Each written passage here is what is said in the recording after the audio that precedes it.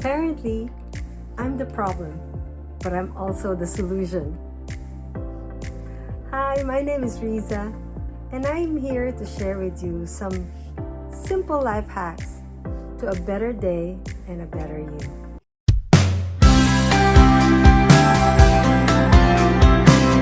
Imagine having a sunny Monday and you hear birds singing by your window and some distant noise of vehicles in the background.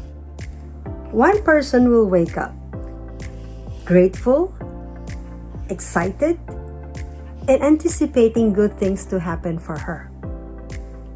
Another person can wake up to that same sunny Monday and just be done with the alarm clock, dreading to go to work, and not looking forward to the day because it'll be just like any of the ones that he's had before, whether it's at work or with his family. Who do you think will have a better day? I'll let you figure that one out. The difference with the two is their attitude. So we're going to talk about our attitude. First of all, it means manner, disposition, our feeling, or our tendency towards someone or something. But attitude is so important because it is also the lens through which we view every aspect of our world. We cannot wait for everyone else and everything around us to change before we take a different point of view. We cannot change those things, but we can control whether we respond or we react. Are we problem-oriented or solution-minded? Do we look for the positive or do we focus on the negative?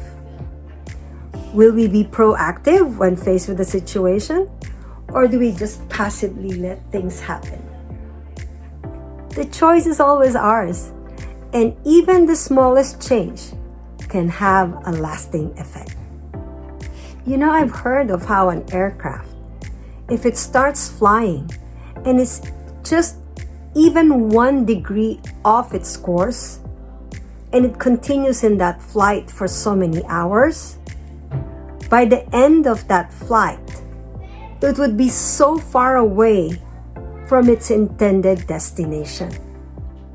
And I know that's talking about flying off course. But we can take the same principle and use it to transform our attitude, remove our negativity, and replace it with something that's better and more positive. Maybe we can start by having better thoughts when we wake up in the morning. Or the next day, we can be more patient with someone in our workplace.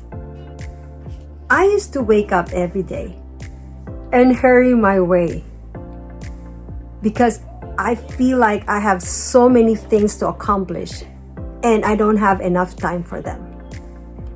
By the end of that day, I felt so exhausted and so frustrated, and I let everyone around me, especially my dear husband, to feel guilty for making me feel that way when it's not even their fault. Unfortunately, it took a while and a few major life events for me to realize that I'm really the one with the problem, that I needed to change the way I saw things. That admission alone empowered me because if I was the problem, I was also the only one who can make a solution. And I can start right here, right now with where I am at. I started paying attention to the things that set me off on a negative frame of mind. Then I began making changes, usually just choosing to keep quiet instead of reacting. And slowly, I worked on the thoughts that I had by focusing on what's positive instead of dwelling what's wrong with the situation. From my experience, the more I practiced those things, the happier I felt. I was actually very proud of myself at the end of the day. I started liking how I was responding. And it's not gonna be a one fix overnight. It's a lifelong journey of change and transformation. That's why in Philippians 4:8 and 9 it says that we should think and meditate on the things that are true, that are just, that are noble, that are pure. If anything is commendable and praiseworthy, and if we keep on practicing these things, the God of peace will be with us. And isn't that what we really want?